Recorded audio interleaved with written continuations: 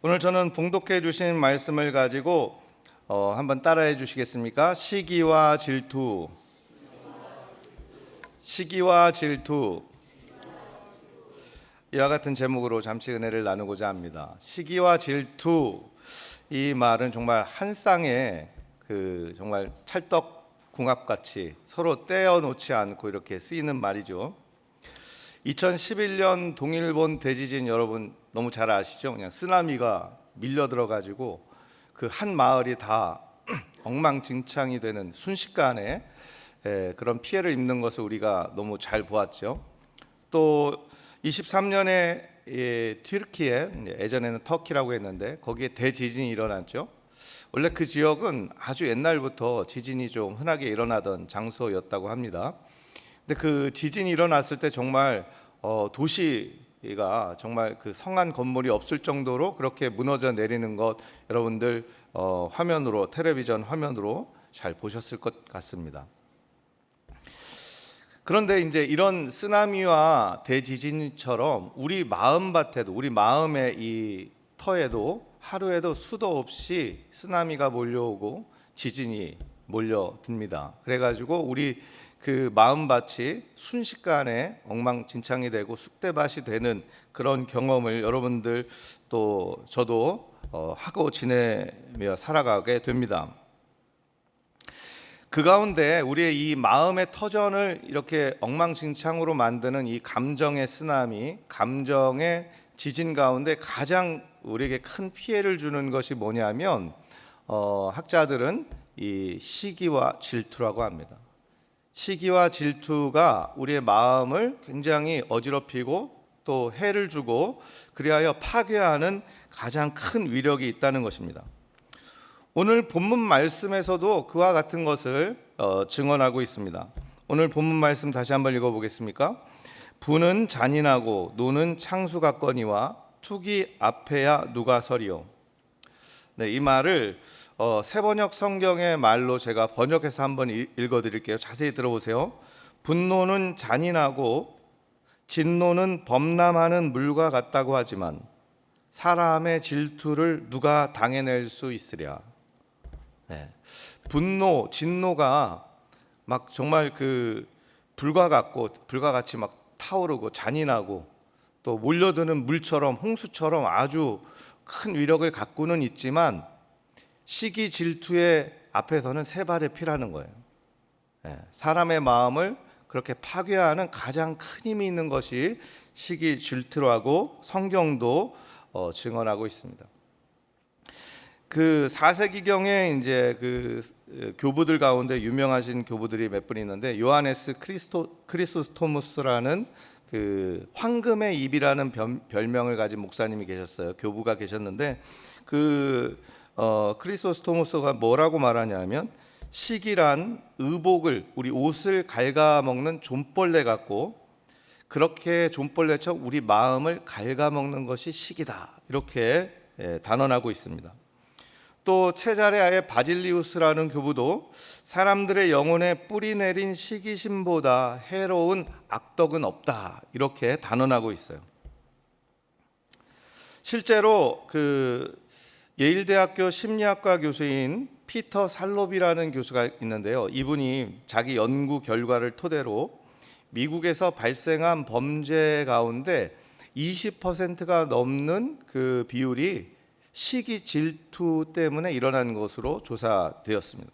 그리고 가정이 깨지는 이 일들이 있잖아요. 이혼하고 별거하고 하는 이 가정이 깨지는 일의 30%가 시기 질투 때문에 일어난다고 밝힌 바가 있습니다. 이와 비슷한 그 연구 결과가 2019년에 한국형사정책연구원에서 그 발표한 보고서가 있는데요. 여기에서 발표한 것이 뭐냐면 제목이 살인범죄 실태와 유형별 특성 보고서라는 그 발표였어요. 여기에서 이제 특별히 그 살인 중에서도 친인척 살인범죄, 그 어떤 가정의 또는 나의 그 행복과 직결된 그런 그 범죄, 살인범죄, 중범죄 가운데 친인척 살인범죄에서 그 범죄 원인 중에 거의 60%가 훨씬 넘는 그 비율에 뭐가 차지했냐면 시기와 질투라는 거예요.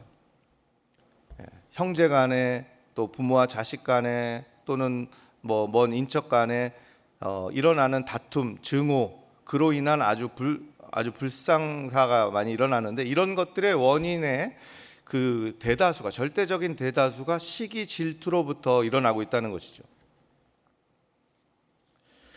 쭉 지금 처음부터 끝까지 우리 마음을 엉망으로 만들고, 우리 마음뿐만이 아니라 우리의 그 직접적인 환경을 정말로 파괴하는 그 위력을 가진 감정의 쓰나미, 감정의 대지진인 시기와 질투에 대해서 지금 말씀을 드리고 있는데, 이렇게 시기와 질투처럼 우리를 직접적으로 불행하게 만들고 또 파괴하게 하는 그런 다른 감정은 찾아볼 수가 없다는 것입니다.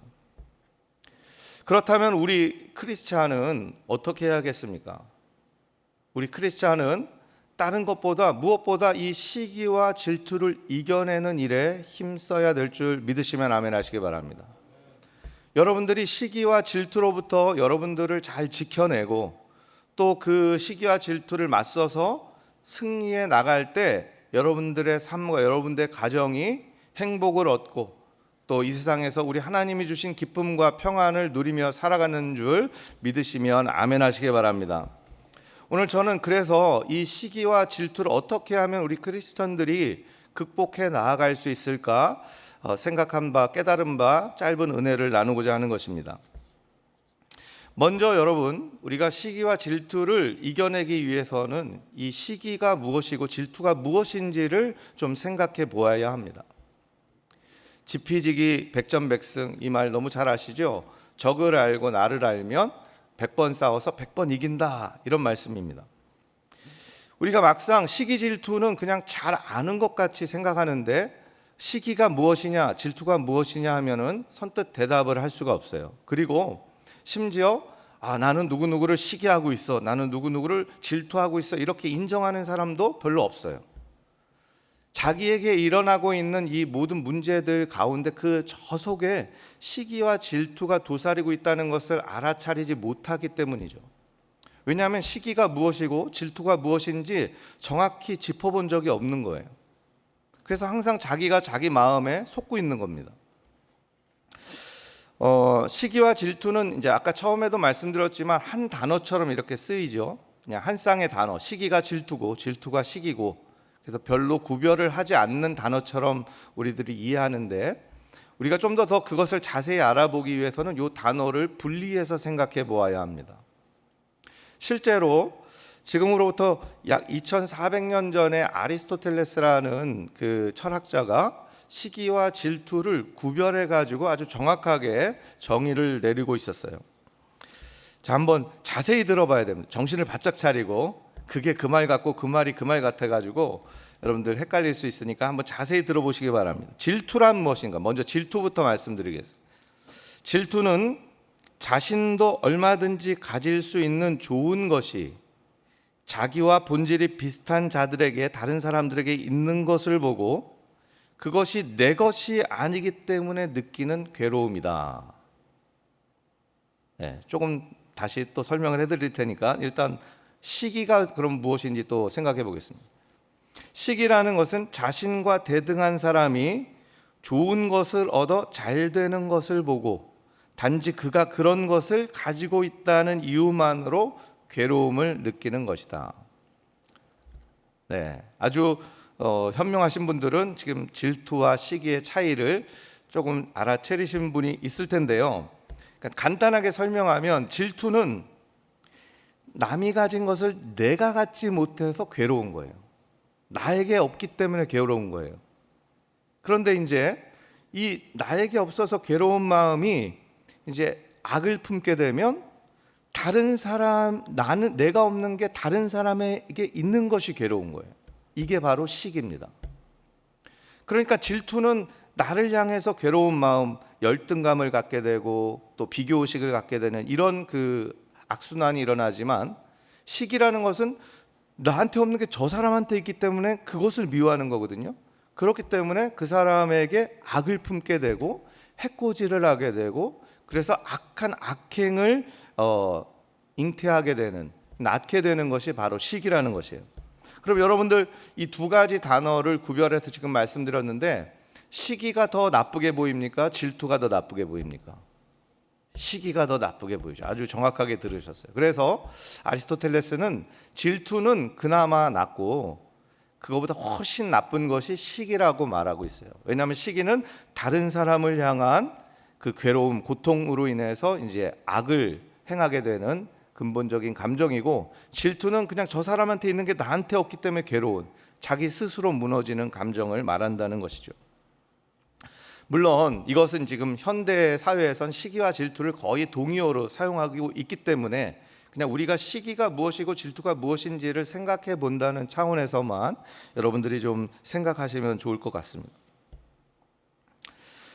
그런데 이런 시기와 질투를 구별하는 것 가운데 이제 시기가 굉장히 더 위험하다 이렇게 말씀드렸는데, 성경에서도 이 시기라는 말을 굉장히 나쁘게 말하고 있어요. 또 이제 시기와 질투를 그 신약 성경에서는 둘을 구별해서 말하고 있어요. 질투는 젤로스라고 하고 시기는 이제 프로토스라고 하는데 이 신약 성경에서는 요 시기와 질투를 제가 지금 설명드린 것처럼 구별해 가지고 설명을 하고 있고요. 구약 성경에서도 찾아보니까 구약 성경에서도 키나라는 말로 이 시기 질투를 말하고 있는데, 한 단어긴 한데 이것이 하나님한테 쓰일 때는 아주 좋게, 그래서 여러분 하나님은 질투하시는 하나님이다 이런 말씀 들어보셨죠? 그 질투할 때 그 질투는 이제 어떤 하나님의 열심, 뭔가 지키고자 하는 열정, 이런 것들을 말하는 긍정적인 말로 쓰이고, 시기라는 인간의 아주 나쁜 말로 쓸 때는 꼭 시기라는 말로 한글이 번역되어 있는 것을 우리가 알 수가 있습니다. 자, 그런데 성경에서 특별히 이 시기라는 말을 가리켜서 여러분들 어떤 말이 또 있냐면 악한 눈이라고 말해요. 네, 악한 눈을 시기라고 번역하는 거죠. 아까 전에 이제 시기라는 것이 악을 품게 되고 악을 행하는 어떤 그 마음에 그 원동력이 된다고 말씀드렸는데, 성경은 시기를 악한 눈이라고 똑같이 동의어로 말하고 있어요. 안에서 나오는 것은 곧 마음에서 나오는 것이죠. 음행, 도둑질, 살인, 간음, 탐욕, 악의, 사기, 방탕, 시기, 중상, 교만, 어리석음 같은 여러 가지 악한 생각들, 이거에 대해서 이제 마가복음 7장 21절 이하에서 말하고 있는데, 여기에서 말하는 시기라고 할 때 성경 원어에 보니까 악한 눈이라고 써 있어요. 그래서 제가 생각할 때 왜 시기를 악한 눈이라고 했을까? 다른 사람에 대해서 내가 없는 것을 저 사람이 갖고 있는 게 괴롭고, 그래가지고 그 사람을 향한 어떤 악한 그 마음이 드는 이런 그 시기의 감정을 왜 악한 눈이라고 했을까 생각해 봤을 때, 그냥 쳐다본다는 것이 아니에요. 그냥 쳐다보는 것이 아니라 무언가 악을 품고 그 사람을 궁극적으로 직간접적으로 해코지고 하고자 하는 마음까지 품게 되는 그런 마음이 여기에 깔려 있다는 것이죠. 그래서 그 마음을 시기라는 말과 동의어로 번역을 했다는 것이에요. 여러분, 시기 질투 가운데 이제 시기에 대해서 말씀드리는데, 이 시기, 악한 행동까지 잉태하고 나올 수 있는 이 시기를 이기는 첫 번째 비결이 바로 여기에 있습니다. 악한 눈, 누군가를 계속 관찰하고 바라보고, 그래서 나에게 없는 그것이 저 사람에게 있는 것을 괴로워하고, 더 나아가서 그 사람을 폄하하고 깎아내리고, 또 나아가서 그 사람의 모든 그 어떤 것들을 어그러뜨리려는 악한 그 마음을 품고 있다면, 자기도 모르는 가운데 이것이 시기에서 비롯된 것인지도 모르고 그 사람의 탓을 하고 그 사람의 잘못으로 치부하고, 그래서 그 사람을 공격하고 하는, 그 사람을 향해서 가지고 있는 모든 악을 품고 있는 것이 어디에서 출발한다? 그 사람을 관찰하는 것에서 출발한다는 것입니다. 악한 눈에서 출발한다는 것입니다. 그렇기 때문에 첫 번째 우리가 이 시기 질투를 이길 수 있는 비결이 여기 있다고 말씀드렸는데, 그것이 뭐냐? 바로 다른 사람을 향한 시선을 돌리는 것이에요. 한번 따라해 주시겠습니까? 다른 사람을 보는 시선을 나에게로 돌리자. 다른 사람을 향한 시선을 나에게로 돌리자. 군에서 이제 야간 경계 훈련, 여러분들 그 훈련을 받으신 분은 아는데, 이렇게 총을 가지고 보초 그 서는 곳에서 서가지고 이렇게 사주 경계를 하게 되죠. 그러면서 이제 자세히 살피게 됩니다. 그 지평선, 그러니까 밤이라고 해도 하늘은 약간 밝고 그 땅은 좀 까맣거든요. 그렇기 때문에 그 지평선을 이렇게 보면 이제 무언가 구분하기에 굉장히 좋은 그 지점이 되죠. 그래서 그쪽을 바라보면서 총을 이렇게 겨누고 무슨 움직이는 것이 없는가를 이렇게 경계하면서 보초를 쓰는 훈련인데요. 그런데 이제 깜깜하다 보니까 뭐 지금 도시처럼 무슨 불빛이 있으면 그래도 뭔가 구분이 되는데, 그 깜깜한 곳에서 경계를 하다 보면 저게 뭔지는 모르는데 막 움직이는 것 같은 그런 생각이 들어요. 그럴 때 교관이 이렇게 안내를 합니다. 무언가 분명히 틀림없이 움직인다고 생각이 될 때가 있을 것이다. 그럴 때 계속해서 그것을 관찰하게 되면 반드시 그것이 움직인다. 이렇게 얘기를 합니다. 그게 무슨 말이에요? 무언가 움직이는 것 같은데라고 생각하고 그것을 뚫어지게 바라보고 있으면 환상이 보인다는 거예요. 그래서 정말 움직이지 않는 것인데 움직이는 것처럼 보이고, 무언가 사람도 아닌데 사람처럼 보이고, 그래가지고 뭐 총을 쏜다든지 아주 큰 사고를 일으킬 수 있다는 것이죠. 그러면서 이것을 피할 수 있는 방법을 가르쳐 주는데, 그게 뭐냐면 그럴 때는 어떻게 하냐? 잠시 다른 곳을 쳐다보라는 거예요. 거기를 집중하지 말고 다른 곳을 쳐다보라는 거예요. 그리고 나서 조금 후에 다시 그곳을 보면 명확하게 보인다는 것이죠. 마치 이것처럼 우리도 시기 질투에서 벗어나기 위해서는, 그 사로잡히지 않기 위해서는 누군가를 지금 내가 끊임없이 바라보고 있다는 것, 묵상하고 있다는 것을 알아차려야 돼요. 그래서 그 사람이 무엇을 가졌고 무엇을 하고 있고 또 무엇이 잘못됐고 그 사람에 대해서 그냥 하루 종일 묵상하고 있는 내 자신을 발견하는 것이 먼저 우리가 해야 될 일이라는 것입니다. 여러분들 백설공주와 마녀 이야기 아시죠? 백설공주 마녀가 거울아 거울아 세상에서 누가 제일 예쁘니? 그러니까 거울이 누구라고 합니까? 백설공주요.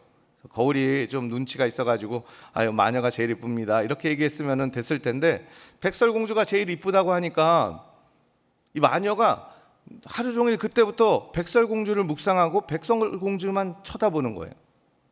백설공주가 잠자다 일어나는 것도 이뻐 보이고, 백설공주가 밥 먹는 것도 이뻐 보이고, 백설공주가 난장이들하고 노는 것도 이뻐 보이고, 심지어 백설공주가 화장실에서 힘주고 있는 것도 이뻐 보이고, 모든 것이 다 이뻐 보이는 거예요. 그래서 결국 어떻게 합니까?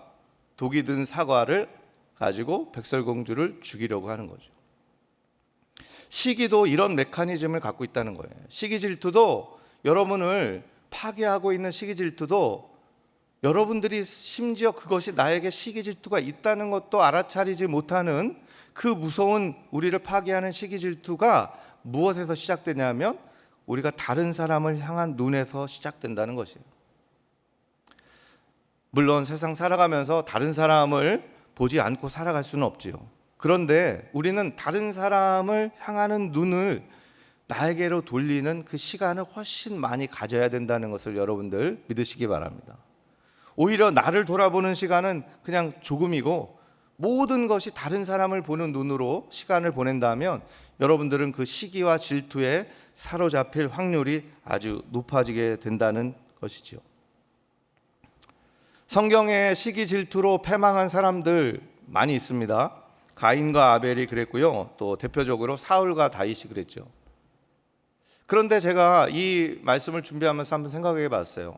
만약에 가인이 아벨의 제사를 눈여겨보지 않았다면, 아벨이 뭘 드렸는지, 그래가지고 거기에 무슨 불이 떨어지고 뭐 했는지 그런 거에 대해서 관심을 끊었다면 가인이 아벨을 살해하는 일이 있었을까?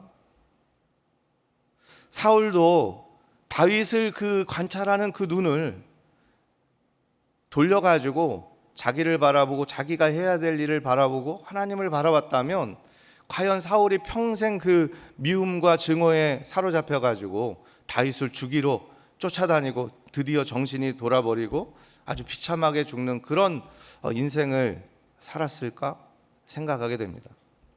아니죠.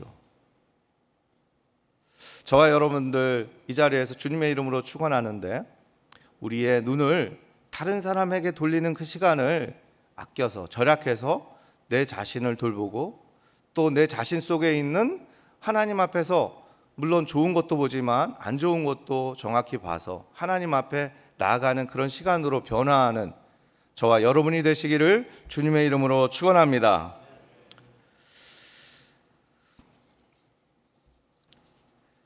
두 번째, 시기와 질투를 이기는 비결 한번 따라해 주시겠습니까? 세 번째죠. 세 번째. 정확하게 이제 첫 번째는 시기와 질투를 정확히 아는 데서 시작이 되고, 왜냐하면 그것이 우리에게 있는 것도 우리가 알 수가 없는 경우가 많기 때문에. 두 번째가 이제 시기와 질투의 시작이 다른 사람을 묵상하는 보는 것에서 시작하기 때문에 그 눈을 돌려야 한다 말씀드렸고요. 이제 세 번째 한번 따라해 주시겠습니까? 위로부터 난 지혜를 구합시다. 위로부터 난 지혜를 구합시다. 네, 야고보서 3장 16절 이하에 보면 제가 읽어드리겠습니다. 시기와 다툼이 있는 곳에는 혼란과 모든 악한 일이 있습니다. 네, 야고보서도 말씀하고 있죠. 시기 질투가 있는 곳에 모든 혼란한 일, 악한 일이 있다는 거예요. 그런데 이제 이것을 이기는 것을 말씀하고 있어요.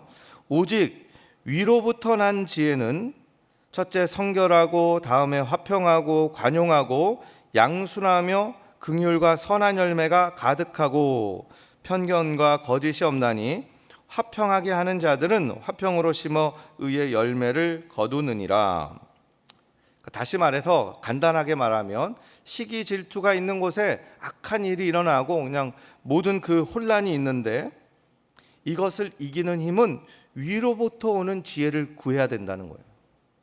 아까는 이제 내 자신을 살펴야 된다고 했는데 그 다음으로 중요한 것이 위로부터 오는 지혜를 받아야 되는 줄 믿으시기 바랍니다.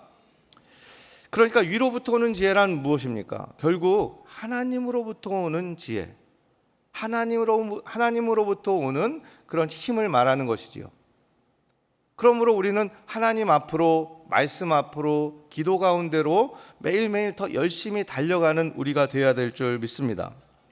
특별히 위로부터 오는 지혜 가운데 제가 이 문장 가운데 탁 눈에 들어온 단어가 있는데 관용이에요. 관용. 화평하고 양순하고 긍휼히 여기고 선한 행위 또 편견과 거짓이 없는 태도에 대해서 말하고 있는데 이런 것을 취하려면 가장 첫 번째 중요한 것이 뭐냐면 그런 것들에 대해 다른 사람에 대해서 관용하는 마음이 있어야 된다라는 것을 깨닫게 됩니다. 그 사람을 관용하지도 못하는데 어떻게 화평할 수가 있고 어떻게 거짓이 없을 수가 있고 또 서로 평화를 누릴 수가 있겠습니까? 다른 사람을 받아들이는 입장, 관용하는 그 마음이 우리 하나님으로부터 오는 지혜를 구하는데 매우 중요하다는 것을 우리는 알아야 합니다.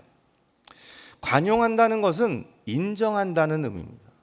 무조건 참는 것이 관용이 아니라 인정하는 것, 적극적으로 인정하는 것이 관용이라는 말을 여러분들 기억하시길 바랍니다. 잘 생각해 보세요. 시기 질투가 여러분들 어떤 사람에게 향하여 일어나기 쉽습니까? 여러분들 저 그 알래스카에 사는 제임스라는 사람에게 여러분들 시기 질투라는 감정이 생길까요? 미국에 있는 여러분들 뭐 트럼프 여러분 아시죠? 트럼프에 대해서 뭐 시기 질투 이런 마음이 생깁니까? 시기 질투라는 마음은 나랑 상관이 없는 먼 사람일수록 전혀 생기지 않고 무언가 나랑 관계가 있는 사람들에게서 생긴다는 거예요. 그렇죠? 이 약한 마음이 그냥 저 멀리 있는 사람들에게 좀 생기면 좋겠는데 내 가까운 사람들에게 생기는 거예요. 이게 시기 질투의 무서움입니다. 정신없이 그 시기 질투에 사로잡혀 가지고 막 총을 쏴대는데 살펴보니까 가까운 사람들이라는 거예요. 내 옆에 있는 사람들이라는 거예요.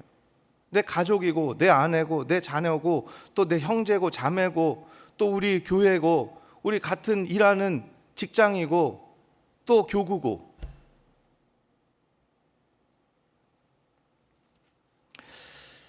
그런데 만약에 그런 사람들의 모든 부족함이라든지 그런 사람들의 연약함을 우리가 관용할 수만 있었다면, 관용하는 마음을 조금이라도 가질 수 있었다면 이 시기 질투가 작동하는데 굉장히 어려운 그런 상황이 될 수 있다는 것이죠.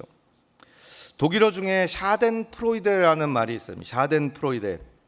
이 쇼펜하우어라는 철학자가 인간의 가장 나쁜 특징이 이 샤덴프로이데다 이런 말을 합니다. 샤덴프로이데가 무슨 말이냐면 나쁜 일이 일어난 것을 기뻐하는 거예요. 반대로 우리나라 속담에도 사돈이 땅을 사면 춤을 춘다 이게 아니라 배가 아프다 이런 말이 있죠. 이것과 비슷한 말이라고 보면 됩니다.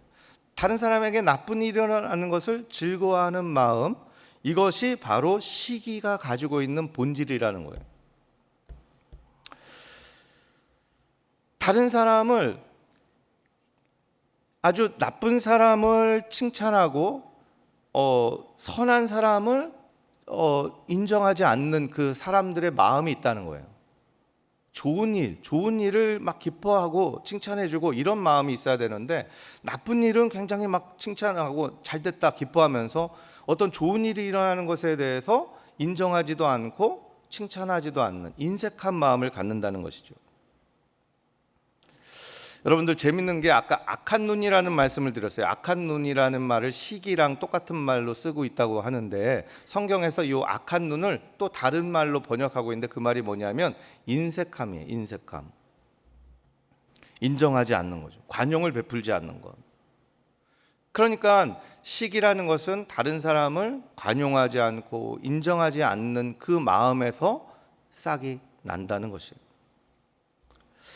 그래서 일반 그 심리 치료 현장에서는 이 시기 질투를 치료하는 이 첫 번째 그 일이 뭐냐면, 치료 방법이 뭐냐면 인정하는 것이라는 겁니다. 그 다른 사람의 그 상태를 인정하는 것에서부터 시기와 질투를 치료한다고 합니다. 요나단은 다윗의 용맹함, 뛰어남을 보고 물론 부러울 수 있었겠지만 인정했어요. 그래서 요나단과 다윗은 둘도 없는 우정을 나누었고 또 생명까지 내놓을 수 있는 정말 하나님 보시기에 아름다운 사람이 되었습니다. 그런데 똑같은 다윗을 보고 사울은 인정하지 않았어요. 관용하지도 않고 조그만 잘못도 용납하지 않고 오히려 그를 역적으로 자기의 그 왕위를 위협하는 사람으로 오히려 칼을 들이밀었기 때문에 결국 창자가 터져서 흘러나와 죽는 그런 아주 비참한, 목이 잘려 죽는 그런 비참한 마지막을 맞게 된 것이죠. 우리도 마찬가지입니다. 누군가 시기 질투를 받아들이면, 다시 말해 용납하는 마음을 갖지 않으면 시기 질투에 사로잡히고 결국은 그 시기 질투의 노예가 될 수밖에 없겠지만, 누군가가 있는 것을 인정하는 마음을 가질 수 있다면, 용납하는 마음을 가질 수 있다면 시기 질투라는 덫에서 벗어날 수 있다는 말입니다. 19세기에 영국의 유명한 세 목사님이 있었다고 합니다. F.B. 마이어라는 목사님, 캠벨 몰간이라는 목사님, 또 스펄전 목사님, 이렇게 세 분이 19세기 당시에 이제 친구로 지냈다고 해요. 굉장히 유명한 목사님들인데, 이 중에서 이제 캠벨 몰간이라는 목사님이 미국으로 선교를 가셨어요. 그래서 마이어 목사님이 절친한 친구를 위해서 아주 열심히 매일매일 시간을 거르지 않고 기도를 했다고 해요. 그런데 그 몰간 목사님이 미국의 사역을 마치고 영국으로 돌아오게 됐어요. 그래서 이 마이어 목사님이 같이 있는 런던으로 와서 거기에 이제 특별히 웨스트민스터라는 아주 큰 교회, 영국의 제일 교회의 담임 목사가 됐다는 거예요. 그러니까 이제 마이어 목사님이 미국에 있던 친구를 위해서는 하루도 빠지지 않고 기도했었는데 하루아침에 영국, 그것도 자기와 같은 도시에, 그것도 이 영국에서 가장 큰 교회의 담임 목사가 됐다고 하니까 어떻게 됐냐면 기도하기가 싫어지더라는 거예요. 그래서 이 마음이 너무 괴로워서 이제 하나님 앞에 푸념하면서 스펄전 목사는 완전히 설교의 황태자고 이 캠벨 몰간 목사는 내 친구인데 완전히 제일교회, 대형 저렇게 큰 교회 목사하고, 그런데 하나님 나는 정말 아무것도 아닌 것 같습니다 하면서 이제 비참한 마음이 됐다고 해요. 그런 그 괴로움 가운데 기도를 하는데 하루는 하나님이 마음에 그런 깨달음을 주시더라는 거예요. 네가 계속해서 그 시기 질투 때문에 괴로워하고 있는데 그 마음을 바꿔서 입술을 열어서 그 캠벨 몰간 목사를 축복해 주어라.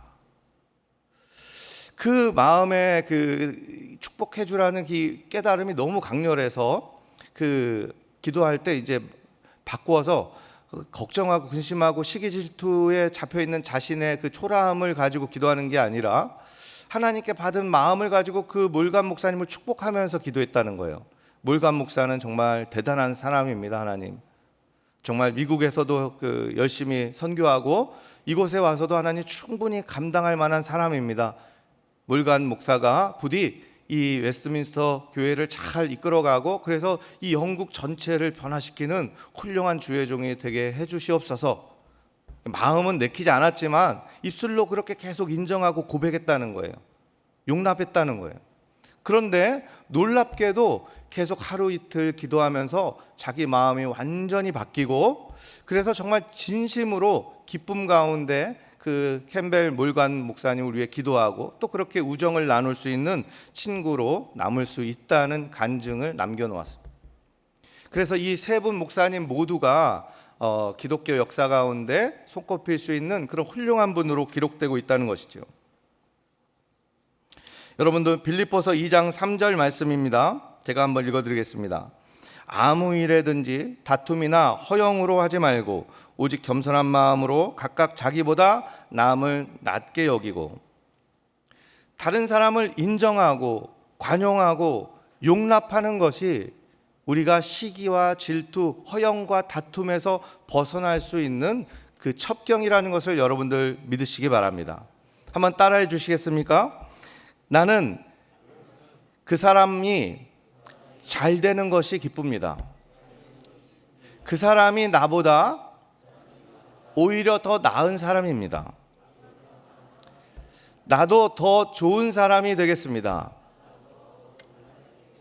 이렇게 하나님 앞에서 내 마음속에 있는 고통, 그 모든 악의 근원이 되는 시기와 질투를 사전에 차단하는 의미에서 적극적으로 다른 사람을 인정하고 축복하고 중보하고, 그래가지고 여러분들의 마음에 시기와 질투가 틈이 탈 그 시간을 주지 않는 지혜로운 저와 여러분이 되시기를 주님의 이름으로 축원합니다. 또 이미 틈이 타서 괴로워하고 있다면 적극적으로 기도하면서 하나님 앞에 나아가 그렇게 관용하고 인정하며 축복하는 기도를 통해 가지고 여러분들 마음을 회복하고, 그래서 하나님이 주신 기쁨을 누리며 살아가는 저와 여러분이 되시기를 주님의 이름으로 축원합니다. 말씀을 마치겠습니다. 하나님은 우리의 보이는 것들보다 보이지 않는 것에 관심을 가지고 계시다고 말합니다. 히브리서 11장 6절에는 뭐라고 말합니까? 믿음이 없이는 하나님을 기쁘시게 못하나니, 이렇게 말씀합니다. 하나님을 기쁘게 하는 것은 우리 마음속에 감춰진 믿음이라는 것이에요. 행위가 아니라. 사무엘상 16장 7절에 보면 나의 보는 것은 사람과 같지 아니하니 사람은 외모를 보거니와 나 야훼는 중심을 보느니라. 겉으로 드러난 모습, 외모를 보는 게 아니라 속에 감춰진 중심을 보신다는 거예요. 베드로전서 3장 3절 이하에 보면 너희의 단장은 머리를 꾸미고 금을 차고 아름다운 옷을 입는 외모로 하지 말고 오직 마음에 숨은 사람을 온유하고 안정한 심령에 썩지 아니할 것으로 하라. 이는 하나님 앞에 값진 것이니라 말씀하고 있어요. 무슨 말이에요? 겉에 단장하지 말고 속사람, 보이지 않는 요 내부를, 마음을 단장하라는 거예요. 그게 하나님이 귀하게 여긴다는 것입니다. 그런데 하나님은 여러분들 마음을 굉장히 중요시 보는데 여러분들 그런 마음이 매일매일 무너지고 그냥 시기와 질투의 쓰나미에 엉망이 되어가지고 하나님 보실 때 정말 무엇은 마음인지도 보이지 않는 그런 마음으로 살아가신다면 하나님이 여러분들을 어떻게 보시겠습니까? 잠언서 4장 23절에 이렇게 말합니다. 무릇 지킬 만한 것보다 더욱 네 마음을 지켜라. 생명의 근원이 이에서 남이니라. 마음을 지키는 여러 가지 우리들이 경계해야 될 것들이 있는데 오늘은 시기와 질투, 가장 우리의 마음을 어지럽히고 괴롭히고 파괴할 수 있는, 더 나아가서 나뿐만이 아니라 다른 우리 가까운 사람들까지 파괴할 수 있는 시기와 질투에 대해서 우리 마음을 지키는 것에 대해서 말씀드렸습니다. 가인이 아벨을 시기하고 질투하지 않았다면, 사울이 다윗을 시기하지 않고 질투하지 않았다면, 여러분들 그 외에도 솔로몬의 재판의 두 여인들 아시죠? 그 어머니, 한 자녀가 죽은 그 어머니가 다른 자녀가 죽지 않은 어머니 시기하고 질투해가지고 그 아이를 반으로 자르자고 하는 이런 정말 말도 안 되는 일을 벌인 그 이야기. 하만과 모르드게, 하만이 모르드게를 시기하고 질투하지만 않았다면, 탕자의 형과 탕자 얘기 아시죠? 그 형이 그 돌아온 동생을 시기하고 질투하지 않는 형이었다면, 마지막으로 예수님과 대제사장들, 대제사장들과 바리새인들이 예수님을 시기하지 않고 질투하지만 않았다면 어떤 상황이 됐겠습니까? 반대로 여러분들과 저에게 말씀합니다. 여러분들과 제 안에 시기하고 질투하는 마음이 빨리 사라지고 그것을 해결할 수만 있다면 어떻게 우리의 삶이 바뀌겠습니까? 저와 여러분들이 매일매일 시기와 질투 싸우고 다른 사람에게 향하는 눈이 아니라 내 자신을 바라보고 내 자신의 연약함을 하나님 앞에 내어놓고 또 하나님으로부터 오는, 위로부터 오는 지혜를 구하고, 그리하여서 매일매일 하나님이 주시는 기쁨으로 살아가고 축복받은 삶을 누리는, 그렇게 살아가시는 저와 여러분이 되시기를 주님의 이름으로 축원합니다. 축원합니다. 다 같이 기도하겠습니다. 하나님 감사합니다. 하나님은 우리 마음을 지키는 것에 관심이 있으신데 우리는 그것보다 우리의 기도 제목이 응답되는 것에 관심이 있고 우리의 병을 고침받는 것에 관심이 있고 우리가 하나님 물질적으로 축복받아서 베푸고 나누는 삶을 사는 그런 것들에 관심이 더 있진 않았는지 우리 자신을 되돌아보게 됩니다. 오늘 성경 말씀은 우리의 마음을 지키는 것에 대해서 이야기하고 있습니다. 특별히 모든 것보다 더 파괴적이고 우리 자신을 태워버리고 우리 자신을 좀먹는 시기와 질투에 대해서 오늘 생각해 보았습니다. 우리가 이 시기와 질투로부터 우리를 더욱더 지키고, 그래서 우리 하나님이 주시는 지혜를 가지고 이 시기 질투를 이겨내어 하나님이 주신 기쁨과 평안을 누리는 축복받은 사람들로 살아가는 우리 모두가 될 수 있도록 주님 도와 주시옵소서. 예수님의 이름으로 간절히 기도하옵나이다. 아멘.